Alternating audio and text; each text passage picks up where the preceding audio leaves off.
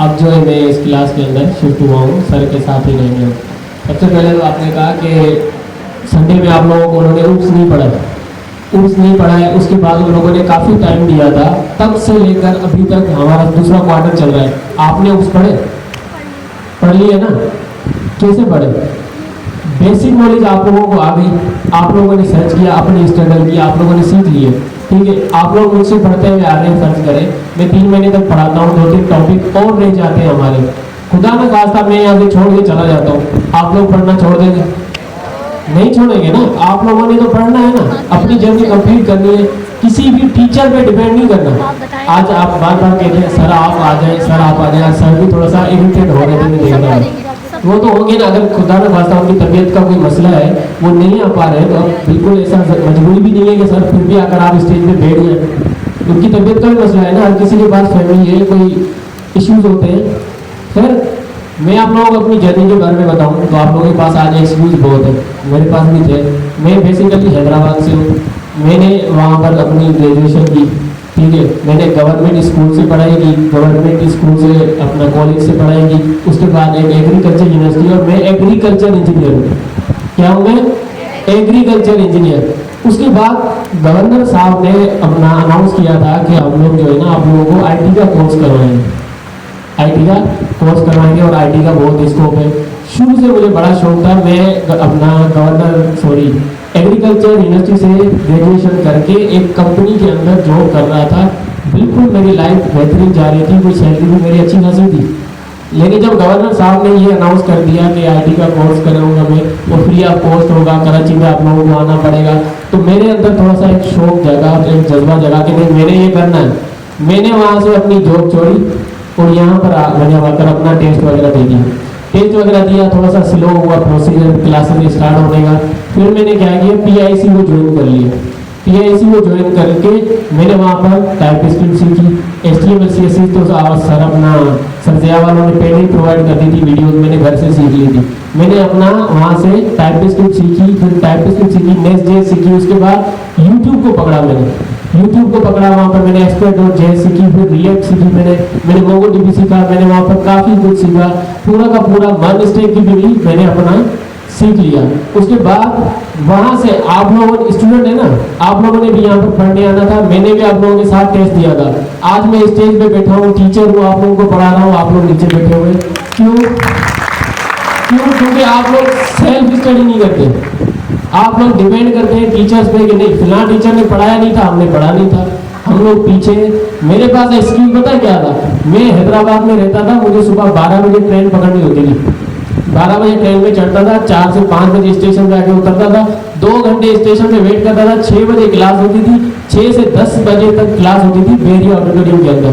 10 बजे तो फिर वापस आता था, होटल में जाके खाना खाया, फिर स्टेशन पे गए, फिर 11:30 बजे यहाँ से ट्रेन जाती थी, फिर ट्रेन में बैठता था, रात को 2 बजे पहुंचता था मैं जाके वहाँ पे। तो मैंने अपना एक क्लास लेने के लिए सिर्फ टाइपस्क्रिप्ट के कुछ कॉन्सेप्ट सीखने के लिए मैं दिन के 15 से 16 घंटे अपने देता था। कैसे? सिर्फ आने जाने में, ये नहीं कि मैं उसको बस लगातार पढ़ रहा हूँ। फिर क्या किया मैंने, फिर मैंने अपना YouTube को पकड़ा, मैं सीखता गया। YouTube डॉक्यूमेंटेशन, जो अपना बंदा सेल्फ स्टडी करता है ना, उसको जरूरत नहीं है, उसको एक्सक्यूज चाहिए नहीं। मेरे पास बहुत सारे एक्सक्यूज थे, मैं कहता भाई हैदराबाद से रहता हूँ, ये तो यहाँ पर कराची वाले बच्चे आकर मेरे से होशियार हो जाते हैं, टैलेंटेड है वो बहुत, वो अपनी मेहनत करते हैं ना। आप लोग भी अपनी मेहनत करेंगे तो ही आगे बढ़ेंगे ना। ये जो प्रोग्रामिंग है ना, ये एक ऐसी गाड़ी है जिसको आप लोग जब खुद चलाएंगे नहीं तब तक आपसे नहीं चलेगी।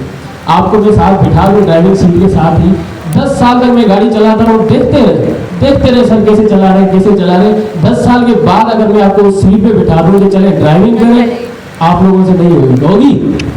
कैसे होगी?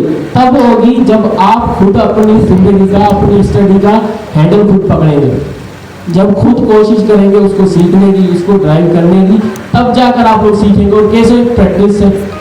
पहले हम लोगों को कभी गाड़ी, बाइक की या किसी कार की मिसाल दे देता हूँ, हम लोगों को ना लड़कों को शुरू में बाइक सिखाई जाती थी, हर चीज़ पे अपना ख्याल रखो, क्लच भी पकड़ना है, ब्रेक भी दबाना है, हैंडल भी घुमाना है, घुमाते वक्त लेफ्ट भी देखना है, राइट भी देखना है। तब जो है ना चीज़ें बड़ी टफ लग रही होती थी। फिर जब हमें थोड़ा सा कुछ वक्त मिला, हमने बाइक चलाई, प्रैक्टिस हुई, 10 से 15 दिन बाद हम लोग फोन में बात करते हुए जा रहे हैं, ना इधर जाने ना इधर, गाड़ी सही चल रही है। कैसे चल रही है? प्रैक्टिस है ना। जब आप लोग अपनी प्रैक्टिस करेंगे तभी आप लोगों को चीज़ें आसान लगेगी, आप लोगों के पास एक्सक्यूज नहीं होगा। आप लोगों को चीज़ें सारी सिखाई गई हैं। अभी तक का जो कंटेंट है ना, सर ने कहा आपने सर राउटर पढ़ लिया, राउट्स पढ़ लिए, अब आप लोगों ने क्या करना है, पेजेस बनाने, फ्रंट एंड बनाना है, पेजेस बनाने, उनको एक दूसरे के साथ कनेक्ट करना है, व्हाट्सएप पे डिप्लॉय करना है। उसके बाद आती है डिजाइनिंग के आइडियाज़ कहाँ से लाएं, फिग्मा पढ़ रहे हैं हम लोग, डिजाइनिंग कैसे देखें, फिग्मा के टेम्पलेट्स उठाएं, वहाँ से वेबसाइट बनाए, व्हाट्सएप पे डिप्लॉय करें। वेबसाइट का फ्रंट एंड बना था, आ गया ना आप लोगों को, कुछ टॉपिक्स है बाकी वो चल के आगे कवर कर लेंगे। अभी बहुत सारे टॉपिक्स हैं, वो लॉजिकल चीज़ें वो कवर कर लेंगे, लेकिन जब आप लोग खुद से मेहनत करना स्टार्ट करेंगे ना, खुद से कि भाई नहीं मैंने सर पे डिपेंड नहीं करना, मैंने किसी और पे डिपेंड नहीं करना, मैंने पढ़ना है, तो दिन रात अपना जो होता है ना, रातें ज़ाया करनी पड़ती हैं। तो कौन कौन तैयार है मेहनत करने के लिए, और जिन्होंने हाथ हेट है वो नहीं करेंगे? चले एक बार अपने लिए जोरदार तालियां बजाएं, हमसे आप लोगों ने मेहनत करेंगे। Thank you very much.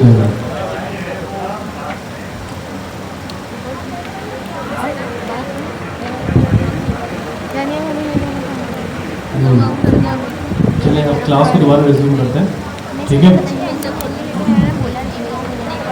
अच्छा जी, इंस्पेक्ट एलिमेंट देख लिया हमने।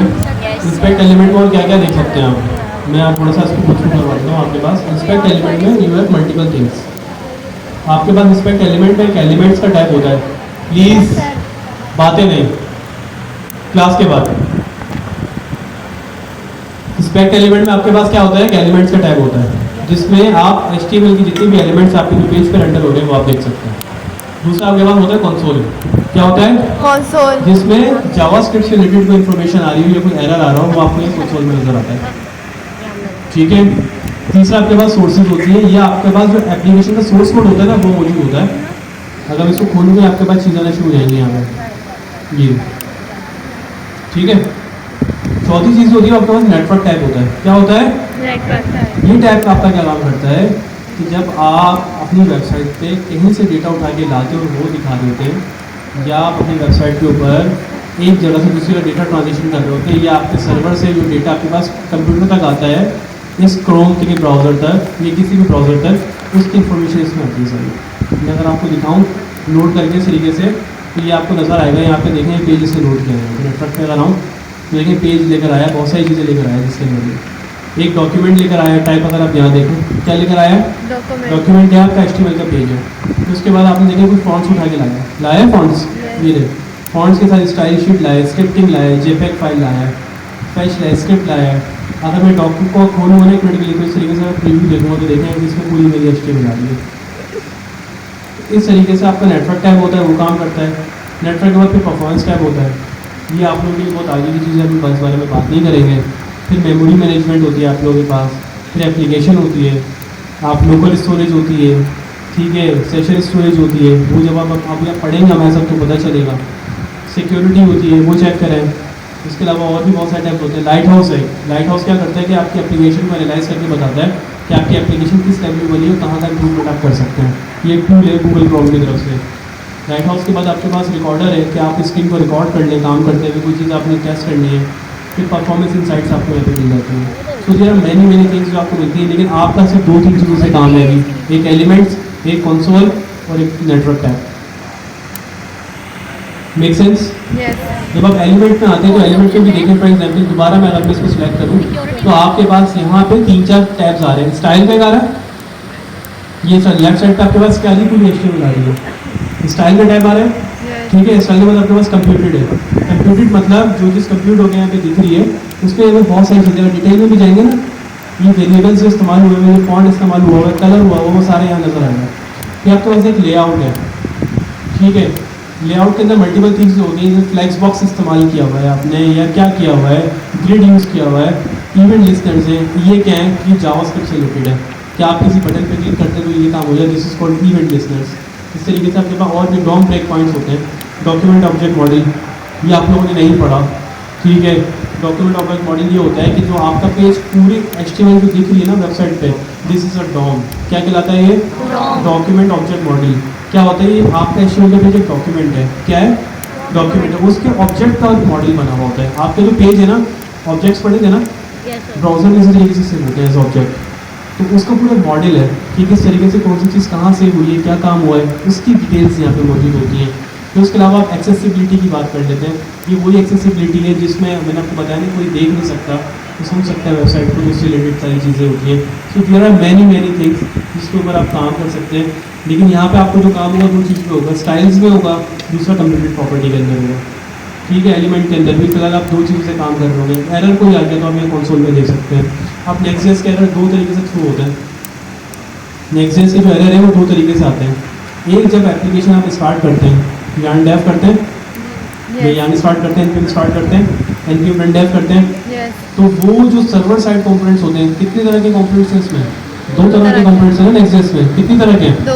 जो सर्वर साइड कंपोनेंट्स हैं उनको जहाँ पर हमने टर्मिनल पे स्टार्ट किया वहाँ पे आते हैं। ऐसे कंपोनेंट्स जो क्लाइंट साइड होंगे वो भी हम देखेंगे अभी आगे जाके। तो उसके एरर्स कहाँ पे आएंगे? क्लाइंट पे आएंगे। क्लाइंट क्या आपका? गूगल क्रोम का ब्राउजर। क्लियर? कोई कंफ्यूजन? तो इस तरीके से आप लोगों ने सारे काम करना है। मैं फिर बता देता हूँ, किसी भी वेबसाइट पे गए, इंस्पेक्ट एलिमेंट करें। इंस्पेक्ट एलिमेंट करने के बाद आपके पास डेवलपर कंसोल खुल जाता है। ये डेवलपर्स के लिए ही स्पेसिफिक होता है, तो उसको इस्तेमाल करते हुए सारे काम इस पर आगे करेंगे। अभी जैसे मैं इंस्पेक्ट एलिमेंट यूज़ करता, मैंने आइकन सेलेक्ट किया, मैं आ जाता हूँ थोड़ा नीचे, अपना बटन क्या लगा हुआ है भाई? बटन लगा हुआ है। क्या लगा हुआ है? बटन लगा हुआ है। ये क्लासेस अप्लाई हुई हैं। ये क्लासेस किसकी हैं? कैल्विन सीएसएस की क्लासेस हैं। ठीक है, अच्छा स्टाइल प्रॉपर्टी में आ जाते हैं भाई। जो उसकी विद है ना, उन्होंने 13 आरईएम रखी हुई है, देख रहे हैं? विद बता रहा हूँ तो विद पता चल रही है मुझे। उन्होंने आरईएम में दी हुई है। घर पे जाके पढ़ेंगे ईएम, आरईएम और पिक्सल्स में क्या फ़र्क होता है, लिख लें। ईएम, आरईएम और पिक्सल्स की यूनिट्स हैं। ठीक है, ईएम, आरईएम, पिक्सल्स, क्या फ़र्क होता है इनमें? अच्छा भाई थोड़ा और नीचे आ जाए, क्या रखा हुआ है? अगर मैं इसको खत्म करूँ तो देखिए, ये अप्लाई किया हुआ है इसको उन्होंने, ट्रांजिशन अप्लाई की हुई है। ठीक है, टेक्स्ट क्या पता चल रही है इसकी, मेक सेंस? अब आप कंप्यूटेड में आए तो आपकी इसकी पैडिंग मार्जिन से पता चल जाएगी। पैडिंग कितनी दी है उन्होंने? 16 टॉप पे भी 16 है और बॉटम पे भी क्या है? 16 है। Make sense? क्लियर हो रहा है? और विद ऑटोमेटिकली उन्होंने वहाँ से अप्लाई की थी, जो कि हमने कुछ देर पहले देखी थी। इसी तरीके से आपके पास देयर आर मैनी थिंग्स जो यहाँ पे अप्लाई हो रही होंगी।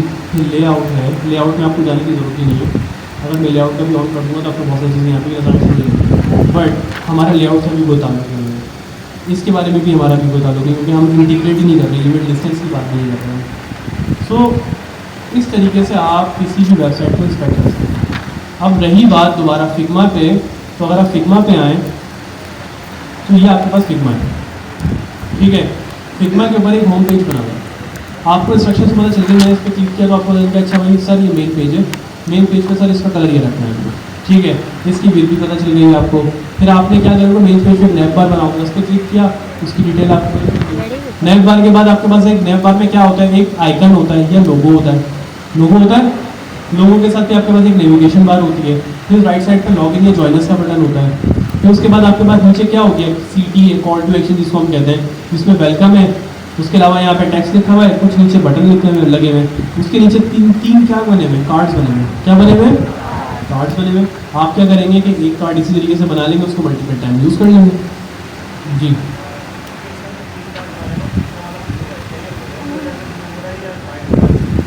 दोबारा बोलें।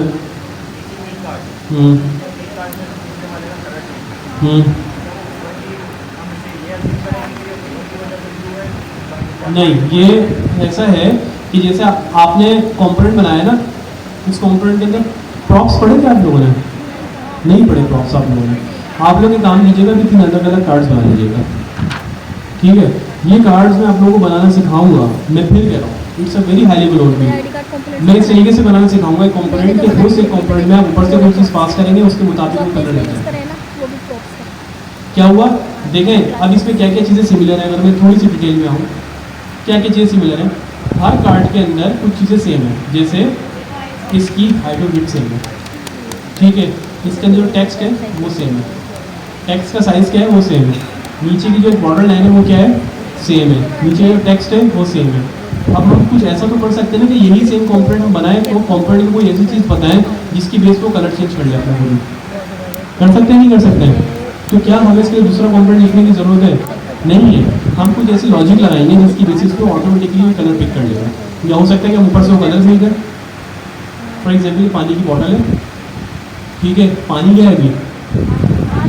ट्रांसपेरेंट है। अगर मैं इसमें रेड कलर ड्रॉप करूँगा तो क्या हो जाएगा? रेड। ठीक है, तो मुझे क्या करना है, बॉटल सेम रहेगी मेरी, पानी भी इसमें सेम रहेगा, लेकिन ऊपर से जो मैं इनपुट दूँ उसके मुताबिक मेरे पास आउटपुट आ जाएगी। तो क्या मुझे उसके लिए कोई दूसरी बॉटल डिज़ाइन करने की जरूरत है? No. I have to use the same bottle and I can get the results. Sir जब हम लोग CSS में कलर लगाते हैं तो वो एक साथ 3 ऑप्शन होता है, ये नहीं चले तो ये चला लो, ये नहीं चले तो ये चला लो, इससे इजी ऑटोमेटिकली। नहीं, CSS में 3 कलर के ऑप्शन नहीं आते। CSS में RGB होता है। RGB का मतलब क्या होता है? इट डजेंट मीन कि वो 3 अलग अलग कलर है। मैं आपको बताता हूँ, दुनिया में नेचुरल कलर्स कितने हैं? 3 बेसिक। कौन कौन से हैं? Red, green, blue. ब्लू। घर पे जाइएगा, छोटी सी एक्सरसाइज कीजिएगा, रेड ग्रीन और ब्लू कलर को मिला के लिखिएगा रेड, अलग-अलग ग्रीन, तरीके से। रेड, किसी में ब्लू, रेड ज़्यादा येलो। कर दीजिएगा, किसी में ब्लू ज़्यादा कर दिया, किसी में ग्रीन ज़्यादा कर दीजिएगा, अलग अलग कलर के कॉम्बिनेशन बन जाएंगे। कितने बन जाएंगे? आज मैं आप लोगों को कलर की छोटी सी थ्योरी पढ़ा देता हूँ। रेड, पढ़ी येलो, है? ग्रीन होता है, ब्लू। कंप्यूटर के अंदर 16 मिलियन से ज़्यादा कलर्स हैं। 16 मिलियन का मतलब पता है कितने होते हैं? 1 करोड़ 60 लाख। कितने होते हैं? 1 करोड़ 60 लाख। ठीक है, 1 मिलियन कितने का होता है? 10 लाख का होता है। 16 कितने हो गए? 160 लाख हो गए। 1 करोड़ 60 लाख। 60 लाख। आपने देखा होगा जब भी आपके मोबाइल खरीदते हैं ना, तो उसके डिस्प्ले के अंदर एक डिस्क्रिप्शन लिखी होती है 16M कलर, लिखा हुआ होता है 16M कलर। इसका मतलब क्या होता है? वो स्क्रीन 16 मिलियन कलर सपोर्टेड है, उसमें कोई से भी शेड आ जाएगा, वो चलेगा। होता क्या है, आपने बात करी 3 कलर होते हैं, वो एक ही 3 कलर से मिलकर कलर बनता है RGB। क्या बनता है? रेड, ग्रीन और ब्लू। जी, RGB कितने कलर हैं? 3। हर कलर के जो शेड है वो कितने हैं? 0 से 255 तक। कितने हैं? 0 to 255। अब रेड है ना, रेड के अंदर भी बहुत सारे रेड कलर होते हैं। जैसे मैंने शर्ट पहनी हुई है, तो आप बोले कुछ इसको रेड बोलेंगे, कुछ इसको मरून कलर बोलेंगे, ठीक है। नहीं भाई ने पहनी हुई चेक शर्ट पहनी हुई है, ठीक है। इसी तरीके से इसको आप क्या बोलेंगे? ऑरेंज है ये, ब्लैक। ठीक है। कौन सा ऑरेंज है? लाइट ऑरेंज है, डार्क ऑरेंज है, मीडियम ऑरेंज है, ठीक है। मल्टीपल शेड्स है ना। इसी तरीके से ये जो ऑरेंज है, ये सॉरी से डिफरेंट है, लाइट है, ठीक है। हर RGB की अगर हम बात करें ना, RGB हर कलर के जो वेरिएंट्स हैं, वो जो उसके शेड्स हैं, वो 0 to 255 है। कितने? 0 to 255। तो टोटल कितने शेड्स हो गए? 256। कितने हो गए? 0 to, क्योंकि कंप्यूटर में इंडेक्सिंग कहाँ से स्टार्ट होती है? 0। पहले पढ़ी थी ना सबने। अब 255 कलर हर कलर में मौजूद है, रेड में भी, ग्रीन में भी और ब्लू में भी। अगर मैं 255 को मल्टीप्लाई करूँ 255 से, तो ये बन जाते हैं 65,025 कलर। कितने बन गए? क्योंकि कॉम्बिनेशन मल्टीप्लाई कर रहा हूँ सबके। अब दोबारा मल्टीप्लाई पे 255 करूँगा तो आप गिन लें कितने बन गए, ठीक है। 1,65,81,375 इतने कलर्स मौजूद हैं। वो जो RGB की आपने बात करी ना, तो उनका कोड देके हम वो एक कलर बनाते हैं उसमें से। Make sense?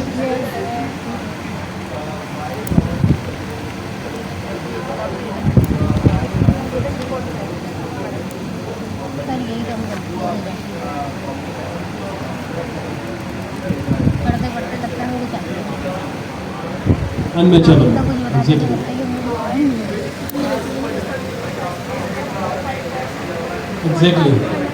एग्जैक्टली ये तो बिल्कुल समझिए मिनिमम है, ये मिनिमम है। वरना आप कलर्स तो जितने लेना चाहे, आप खवातीन से जा कर, हाँ 0 to 100 ले सकते हैं, बिल्कुल। 32 बिट। इसीलिए आप क्लाइंट आपसे बोले कि भाई मुझे तो रेड कलर में जो है ना लोगो चाहिए था, अब आपने बना दिया लाइट रेड कलर, क्लाइंट ने बोल दिया डार्क रेड चाहिए था, आपने बता दिया डार्क रेड कलर, क्लाइंट बोल दिया मुझे और डार्क चाहिए था, ठीक है। तो क्या होगा? कॉन्फ्लिक्ट हो जाएगा ना। इसीलिए बीच में आया फिग्मा। क्या आया? फिग्मा। इस तरह के इशू सॉल्व करने के लिए क्लाइंट को डिज़ाइन दिखा के, कलर दिखा के, फॉन्ट साइज दिखा के, पिक्सल पैडिंग मार्जिन दिखा के क्लियर कर लिया कि सर ये फाइनल है। एक टाइम भाई फाइनल है ना भाई, बाद में चेंज तो नहीं करोगे ना भाई, ठीक है, क्लियर है ना। तो बाद में जब कुछ चेंज नहीं करोगे फाइनल हो गया इनकी तरफ से, अब हम वेबसाइट डेवलप करके क्लाइंट को देते हैं सर्विस। अब फिग्मा के अंदर आपके पास 3 तरह के डिज़ाइन आते हैं। मैं आपको बताऊं, नंबर 1 आपकी मोबाइल जो आपका डेस्कटॉप है ना, इसका डिज़ाइन, इसका डेस्कटॉप। दूसरा डिज़ाइन आपके पास आता है मोबाइल, तो वही चीज़ आपने मोबाइल पे रेस्पॉन्सिव कैसे करनी है। तीसरा डिज़ाइन जो आता है आपके पास आता है टैबलेट का। टैबलेट पीसी होते हैं छोटे वाले, 3 तरह के डिज़ाइन होते हैं आपके पास। लेकिन जो अभी जो हमने आपको बेसिक दिखाई वो क्या दिखाई, फिग्मा का डेस्कटॉप डिज़ाइन। इसी तरीके से यही आपका रोड मैप है। आप लोगों ने वेबसाइट्स भी बिल्कुल ऐसे ही बनानी है, पहले डेस्कटॉप, डेस्कटॉप के साथ मोबाइल, उसका टैबलेट। Make sense? यस। अब चीज़ें क्लियर हो रही है, कंफ्यूजन दूर हो रही है, ये अभी भी चल रहा है कुछ? All clear? पीछे वाले हजरात ब्लैक टी शर्ट पहनी हुई, येलो कलर से कुछ लिखा हुआ है, प्लीज स्टेज पे आ जाए।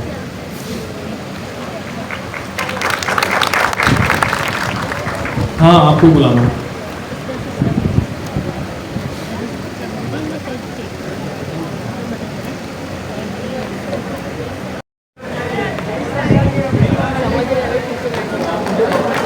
कॉमर्स का काम कर रहा है, मार्केट में पैसे भी कमा रहे हो गए, जब भी कॉमर्स का काम कर रहा है। जी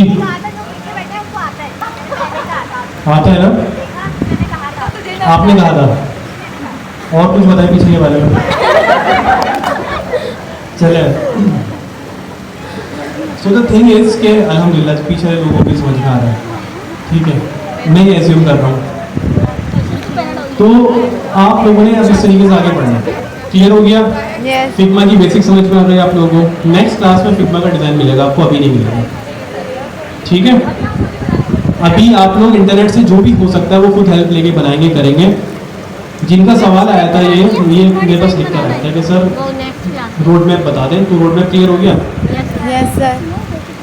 आप बताएं, व्हाट्सएप पे लोग देखेंगे मुझे पता है, आई नो। सर अभी लेफ्ट करेंगे। अभी हमें घर जाके फिग्मा पर डिजाइन बनाना डिज़ाइन बनाना नहीं सीखना, बना बनाया कोई भी फिग्मा का डिज़ाइन उठा ले और उस पर काम शुरू कर देंगे। प्रैक्टिस। वेबसाइट बनाए फिर उसकी। डिज़ाइन आपने नहीं बनाना, यूआई यूएक्स डिज़ाइनर नहीं है, डिज़ाइनर आपको डिज़ाइन देता है। किसी भी सॉफ्टवेयर हाउस में, एक्सक्यूज मी, किसी भी सॉफ्टवेयर हाउस में ऐसे काम होता है, सबसे पहले एक सेल्स की टीम होती है, वो रब्ता करती है कस्टमर से। कस्टमर आया उनके पास, मैं आप लोगों को पूरे इंडस्ट्री का एक्सपीरियंस बता रहा हूँ। वो फिर अपनी रिक्वायरमेंट देते हैं। लेट सपोज कि कस्टमर के पास लोगो पहले से मौजूद था, नहीं है तो हम लोगो बना के देंगे पहले। उस लोगो के बेसिस पर हम कलर निकालेंगे कि पूरी वेबसाइट की थीम क्या होगी। Make sense? यस। ठीक है, तो उसके बाद वो डिज़ाइन बना के हम कस्टमर को देंगे, कस्टमर अप्रूव करेगा, वो फिर आ जाएगा डेवलपमेंट टीम के पास। डेवलपमेंट टीम उस डिज़ाइन को पूरा कोड करके देगी, फंक्शनलिटी जो उसने बोलेगी वो कंप्लीट करके देगी, क्लाइंट को देगी, क्लाइंट को दे दिया, प्रोजेक्ट डन, पैसा आ गया, जिंदाबाद। ठीक है, this is how it works. Complete process तरीके से चलता है। और मैं यही चाहता हूँ, सर नहीं भी हम सब यही चाहते हैं कि इस क्वार्टर के एंड पे कम से कम इस काबिल हो आप लोग कि आप लोग ये ऑफर कर रहे हो कि सर आपकी वेबसाइट हम बना के दे सकते हैं। मतलब क्वार्टर 2 के एंड में किसी सॉफ्टवेयर हाउस में भी जाएं तो वहाँ पे आप लोग ये जरूर बोलें जाके सर वेबसाइट आपको देने तो हम वेबसाइट बना सकते हैं, नेक्स्ट पे बना सकते हैं सर हम, सर नेक्स्ट पे बना के डिप्लॉय भी कर सकते हैं। इस तरीके से वेबसाइट बना के सर हम इसको पिक्सल परफेक्ट वेबसाइट आपको दे देंगे बना के, इसमें फंक्शनलिटी चाहिए ये भी सर ये ले रिएक्ट वाली फंक्शनलिटी ले लें। क्लाइंट की रिक्वायरमेंट व्यू जेस है तो फिर हम कुछ नहीं कर सकते, फिर व्यू जेस सीखेंगे। खैर, अपार्ट फ्रॉम दैट क्लास समझ में आई? यस। कोई कंफ्यूजन? नो। कोई प्रॉब्लम? नो। बॉयज की तरफ से आवाज नहीं आ रही। बॉयज, क्लास समझ में आई? ऑसम। गर्ल्स, क्लास समझ में आई? नाइस।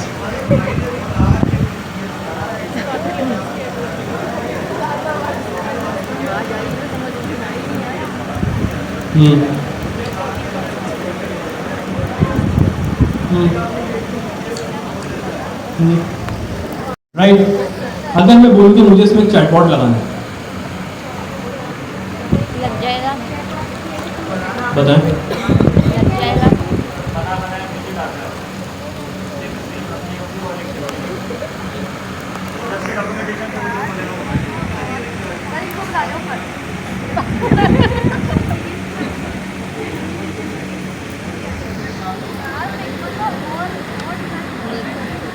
ठीक है, ये नहीं भाई इन्होंने एक वेबसाइट बनाई है, ठीक है, और क्या किया हुआ है इन्होंने, इसमें AI में इंटीग्रेट किया हुआ है। लॉगिन करते हैं, ये अभी ऑथेंटिकेशन हो गई है, वेबसाइट आइडेंटिफाई हुई। ठीक है, इसको जूम इन करें, गेट स्टार्टेड पे क्लिक करें और ब्लॉग टाइटल आपको जनरेट करके देगा। ब्लॉग नीश क्या रखें, किस टाइप का ब्लॉग, नीच कुकिंग करना है, ठीक है, जनरेट करें भाई। ये आ गया आपके पास, ये सारे ब्लॉग्स आ गए। तो क्या हुआ, AI के जरिए ने जनरेट करके दिया, लेकिन ये नेक्स्ट.js पे बनी हुई है, किस पे बनी हुई है, नेक्स्ट.js पे। नेक्स्ट.js पे आपने HTML CSS लिखी, टाइपस्क्रिप्ट लिखी, यूजर से इनपुट लिया, कैसे उसको भेजना है ये सीखा, उसके बाद AI कनेक्ट करवा के AI का डेटा आपने यहाँ दिखा दिया। API कह सकते हैं ना, LLM कह सकते हैं, LLM की APIs होती है। ठीक है, नहीं कस्टम नहीं, कस्टम अलग चीज़ है।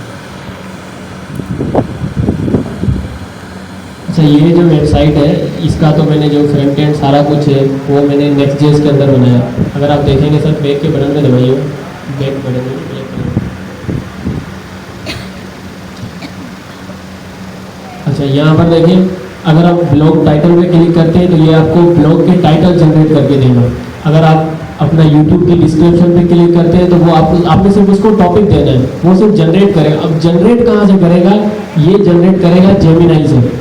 जेमिनाई पढ़ा है आप लोगों ने, देखा है आप लोगों ने, AI यूज़ किए होंगे, या तो आपने ChatGPT यूज़ किया होगा, या तो फिर आप लोगों ने मेटा AI, या फिर जेमिनाई।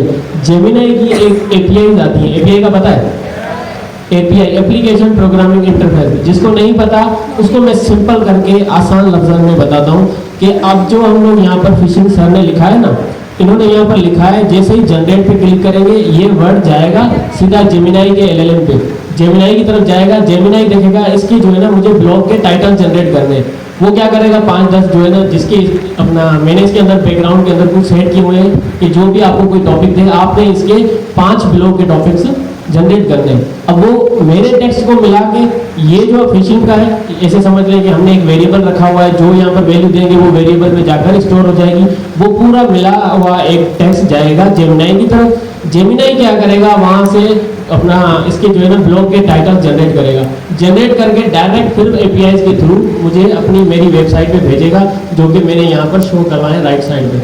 अब हमने क्या किया है, अब उसके LLM को यूज़ किया है, मतलब कोई भी AI होता है ना, जैसे हमारे पास ChatGPT है, इनके पीछे में बड़े LLM होते हैं। LLM का क्या मतलब है, लार्ज लैंग्वेज मॉडल। ठीक है, उन लोगों ने क्या किया है, बहुत सारा डेटा, दुनिया भर का डेटा उठाकर किसी मॉडल के अंदर उन लोगों ने स्टोर कर दिया है, उसको ट्रेन कर दिया है। अब हमने क्या करना होता है, जेमिनाई से अगर हमने कोई सवाल पूछना है वो हमें जवाब देता है, कोई चीज़ हमने टेक्स्ट जनरेट करवाना हो, कोई इमेज जनरेट करवानी हो, वो हमें जनरेट करके दे देता है। अब हमने क्या किया, अपनी वेबसाइट को उसके LLM से कनेक्ट किया, ठीक है, किसके थ्रू, APIs के थ्रू। आगे चल के यहीं पर इसी क्लास के अंदर हम लोग APIs को भी पढ़ेंगे कि किस तरह से किसी और वेब एप्लीकेशन को अपनी वेब एप्लीकेशन के साथ हम कनेक्ट कर सकते हैं कि दोनों एक दूसरे के साथ कम्युनिकेट करें, वो सब सीखेंगे हम लोग। लेकिन यहाँ पर सर आपको बता रहे हैं कि आगे जाकर हम लोग AI को इंटीग्रेट करेंगे अपनी वेबसाइट्स के अंदर। तो ये एक नॉर्मल वेबसाइट है, आपने वेबसाइट बहुत सारी देखी होगी, लेकिन इसके अंदर क्या इंटीग्रेट किया हमने, AI को। कौन सी AI, जेमिनाई। ठीक है, इस तरह से आप लोग भी अपनी वेबसाइट बना सकते हैं। और आगे चल के बहुत कुछ है हमारे पास, तकरीबन 3rd क्वार्टर में जाकर हमने एजेंटिक AI पढ़ना है, तो आप लोग तैयारी पकड़ लें कि अभी आप लोगों ने कुछ पढ़ा ही नहीं है। इसको पढ़ें डिटेल में, बेसिक जो होती है ना, बेसिक चीज़ें वो बहुत ज़रूरी है। अगर आप बेसिक नहीं पढ़ते ना, बेसिक को आप लोग ध्यान लगा के नहीं समझते, उसकी प्रैक्टिस नहीं करते ना, फिर आगे की चीज़ें आप लोगों को कंफ्यूज करती हैं, फिर आप लोगों का थोड़ा सा जो है ना नर्वस हो जाते हैं कि अब हम क्या करें। तो कोशिश करें आप लोग प्रैक्टिस करते रहें, जैसे सर ने पढ़ाया। अब आप लोगों ने कल जाकर क्या करना है, फिग्मा को देखना है, फिग्मा की कोई डिज़ाइन उठा लेनी है और उसको जाकर बना लेना है। चल फिग्मा आपको नहीं समझ आता, गवर्नर हाउस की जो अपना गवर्नर सिंह की वेबसाइट है इसको बना लेंगे, कोशिश करें बना ले, कोई और वेबसाइट बना ले, लेकिन काम करें, घर सारे नहीं बैठे, रोज 3 से 4 घंटे जो है ना कोडिंग को दें। जब आप 3 से 4 घंटे रोज देंगे ना, बहुत सारे आपको एरर फेस करने को मिलेंगे, बहुत सारी प्रॉब्लम्स आएंगी, किसी से हेल्प लेंगे, लेकिन सीखता वही है जो गलतियां करता है, फिर गलतियों से सीखता है। जिस बंदे ने गलतियां की और अपनी गलतियों से उसने सीखा, वो कामयाब हो गया। ठीक है, तो इंशाल्लाह अब आप लोगों ने भी मेहनत करनी। थैंक यू वेरी मच शेर भाई। देखिए ये आपके पास स्टूडेंट हो जाते हैं और आज पूरा प्रोडक्ट बना देता है। यही बात हम आपको बार बार कह रहे हैं कि इस पर ग्रैप कर लें, क्योंकि AI कहीं पर इंटीग्रेट करके दिखाएंगे ना, वो ये जगह है इस क्वार्टर में हम चाहते हैं जी। अजान हो रही है। अजान हो रही है, उसकी वेबसाइट पर देख के वेबसाइट बना के लाएंगे। ये आप लोगों ने करना ही करना है, आपको एक्सक्यूज नहीं चाहिए यार, ठीक है। ये पूरा आप लोगों को मैंने यहाँ से भी इंस्पेक्ट करना सिखानी है, कैसे सिखा दी है ना, अब तो कोई प्रॉब्लम नहीं होगी। No sir. ठीक है, राउंड करनी चाहिए फेसबुक से बात करना, लेकिन ये स्टैटिक पेज तो बना के दिखा दे मुझे आप, ठीक है। इसी तरीके से रिजल्ट का पेज पे ये तो बना के दिखा दें आप, बना लिया। बेसिक चीज़ बना के दिखा दें। भले इस पर रिजल्ट नहीं आया बैकएंड से अभी उठ के API इंटीग्रेट करना नहीं सीखे आप लोगों ने, लेकिन ये बेसिक चीज़ तो लिखा है। Make sense? यस। ऑल वो तो क्लियर? बनेंगे ना उसमें। कोई बेसिक कंफ्यूजन? सूट बना लिया ना। ये काम आप लोगों ने करना है, लाजमी करना है। अब जिन लोगों को रोड मैप क्लियर नहीं था उनको क्लियर हो गया है, हैंड रेस कर दें प्लीज कि रोड मैप क्लियर है।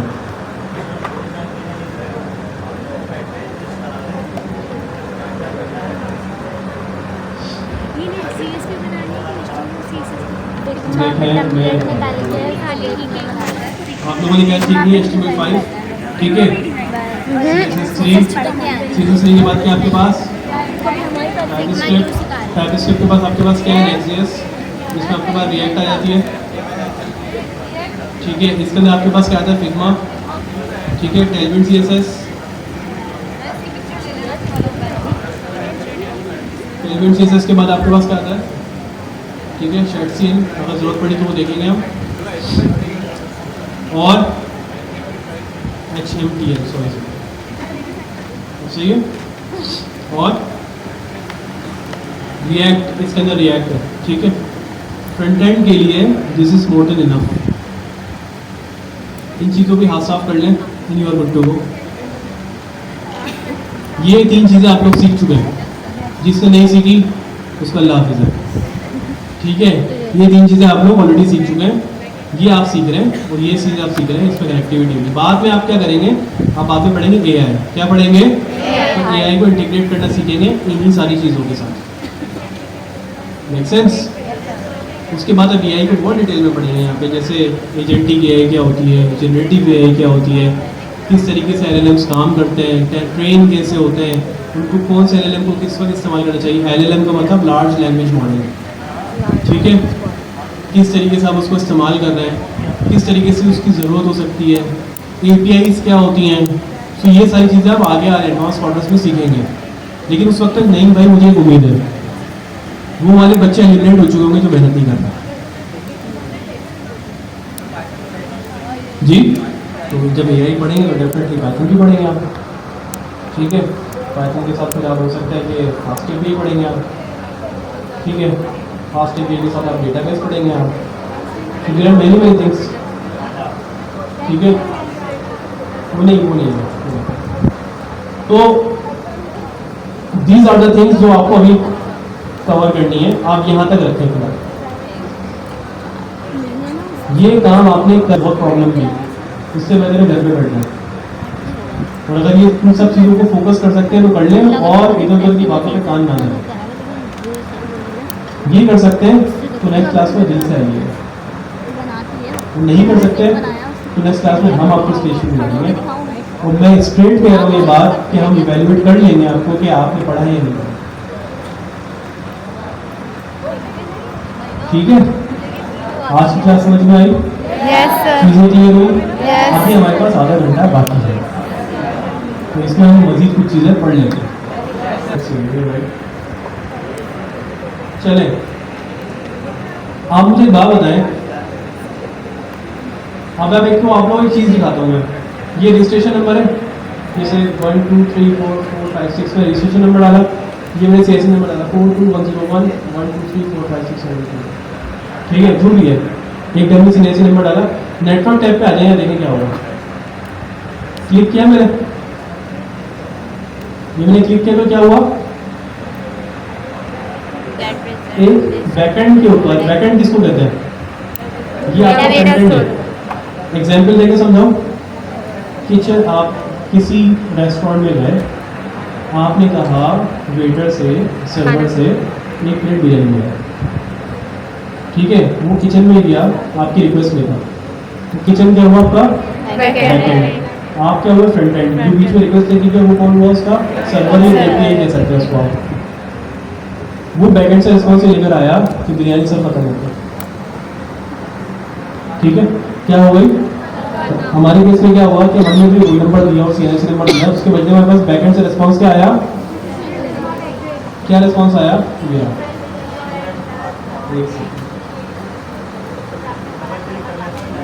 ये क्या आया लिखा हुआ?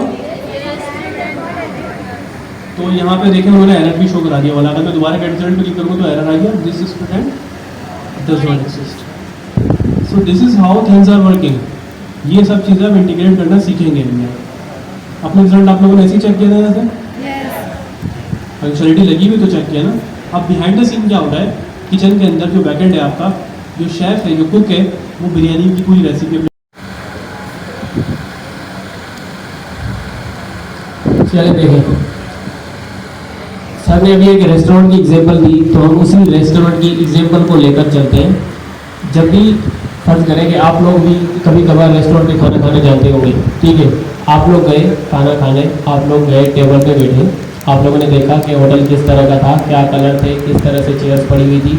आपके पास एक वेटर आया, आपसे पूछा मेन्यू में कि भाई आप क्या खाएंगे।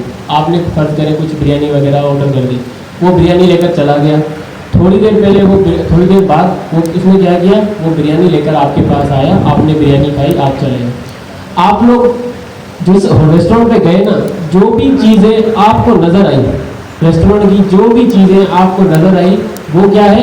Front end. एक वेबसाइट होती है ना, वेबसाइट का जो भी चीज़ें हमें नज़र आ रही होती है ना, जो कि फिजिकली हमें नज़र आ रही होती है, ये सारा का सारा क्या होता है? फ्रंट एंड होता है। तो ये जो हमारा है, ये हमारा है फ्रंट एंड। उसके साथ अब आपने एक चीज़ नोट की कि जब आप लोगों ने ऑर्डर की बिरयानी, तो वो जो वेटर आया, वेटर ने क्या किया, वो गया बिरयानी लेकर आ गया, लेकिन आपने ये सोचा कि वो आपका ऑर्डर लेकर कहाँ गया, कहाँ से बिरयानी बनी, कहाँ से वो बिरयानी लेकर आया। तो वो उसने क्या किया, आपका ऑर्डर लिया, वो गया किचन में कोई शेफ बैठा था, उसने जाकर उसको ऑर्डर दिया, उसने बिरयानी बनाई और लाकर आपको दे दी। मतलब कि जो चीज़ें आपको नजर आई वो फ्रंट एंड था, वेटर चला गया कहाँ पे? बैक एंड में। अब किचन क्या है? बैक एंड है, जहाँ पर जो ये सारी प्रोसेसिंग हो रही थी वो क्या था? बैक एंड था, जिसको हम लोग कहते हैं सर्वर है, ठीक है। फर्ज करें एक सर्वर है, फ्रंट एंड से वेटर गया बैक एंड की तरफ, सर्वर की तरफ। अब सर्वर के साथ साथ एक अदद उसके पास स्टोर रूम भी था, जहाँ पर चावल वगैरह पड़े हुए थे, जहाँ पर उसने अपना सामान रखा हुआ था, ठीक है। उसको हम लोग कहते हैं डेटाबेस। क्या कहते हैं? डेटाबेस, ठीक है। एक हमारे पास होता है फ्रंट एंड, एक हमारे पास होता है बैक एंड, और उसके साथ होता है डेटाबेस। जब भी कोई चीज स्टोर करने की बात आती है ना, तो सर्वर कम्युनिकेट करता है हमेशा डेटाबेस के साथ कि भाई चावल की बोरियां आप उठा के रख दो, या फिर चावल पड़े हुए उठा के ला दो। अब ये जो वेटर आया हमसे मेन्यू में अपना कुछ ऑर्डर लेकर गया, कहाँ पे गया? बैकएंड की तरफ। कहाँ गया? बैकएंड की तरफ। ये जो वेटर था ना, ये वेटर एपीआई था। क्या था? एपीआई। थोड़ी देर पहले मैंने बताया था, एपीआई का मतलब होता है एप्लीकेशन प्रोग्रामिंग इंटरफेस। अब जितना उसका नाम मुश्किल है ना, इतना उसका काम मुश्किल नहीं है, ठीक है। उसका नाम जितना मुश्किल है उतना उसका काम मुश्किल नहीं है। मतलब कि जो हमें फ्रंट एंड से बैक एंड पे जो है ना कम्युनिकेट करवाए, वो एपीआई होता है हमारी। या फिर एक एप्लीकेशन से दूसरी एप्लीकेशन से कम्युनिकेट करवाए, वो होती है एपीआई, ठीक है। अब जब हमारे पास डेटा स्टोर करने की बात आती है, तो उस बैकएंड से कुछ एपीआई जाती होगी डेटाबेस की तरफ, वो वहाँ से हमारे पास डेटा लेकर आती है। तो जब भी हम लोग कोई वेबसाइट बनाते हैं, तो उसके अंदर कंप्लीट वेबसाइट होने के लिए एक उसका फ्रंट एंड होता है और एक उसका बैक एंड होता है, जिसके अंदर डेटाबेस भी शामिल होता है, ठीक है। क्लियर है? यस। ये था बस सिंपल लॉजिक। अब ये चीज़ें किस तरह से बिहाइंड द सीन काम करती हैं, ये जब सर्वर साइड रेंडरिंग और क्लाइंट साइड रेंडरिंग पढ़ेंगे तब आप लोगों को क्लियर हो जाएगी। Thank you very much. Next class में करेंगे अभी। Thank you very much sir, नहीं बहुत अच्छा एक्सप्लेन किया। खोलिए एक्सेल ड्रॉ को, इसको बीच में फ्रंट एंड लिख दें। हाँ यहाँ पे लिख दें फ्रंट एंड, ठीक है। इसी के साथ लिख दें बैक एंड और वो लिख दें डेटाबेस।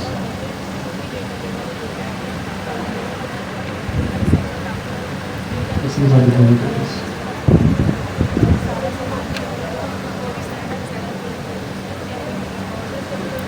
आम जबान में फ्रंट एंड को क्या बोलेंगे? रेस्टोरेंट की वो जगह जहाँ आप जाके बैठे, ठीक है। बैक एंड क्या बोल सकते हैं आप? किचन या जहाँ से ऑर्डर प्लेस होता है, और जहाँ पे उनका खाना रखा हुआ है सर, हम उसको क्या बोल सकते हैं आप? डेटाबेस। क्लियर हुआ? Yes sir. This is how things are working. जब आप फेसबुक पे जाते हैं ना, फेसबुक पे यूजर नेम पासवर्ड लिखते हैं, फ्रंट एंड बात करता है बैक एंड से, बैक एंड बात करता है डेटाबेस से, वो डेटा लाता है वो फ्रंट एंड पे लेता है। अगर आप बिल्कुल ऑथेंटिकेट हुआ है तो बोलते you are good to go, वरना वो क्या कहता है? रुक जाए भाई एक बार। गर्ल्स क्लियर है? यस। बॉयज क्लियर है? चीज़ें समझ में आई आज? और यस। तो आज हमने क्या सीखा? फिग्मा। आज हमने फिग्मा को देखा, बिल्कुल बेसिक अंडरस्टैंडिंग ली उसकी।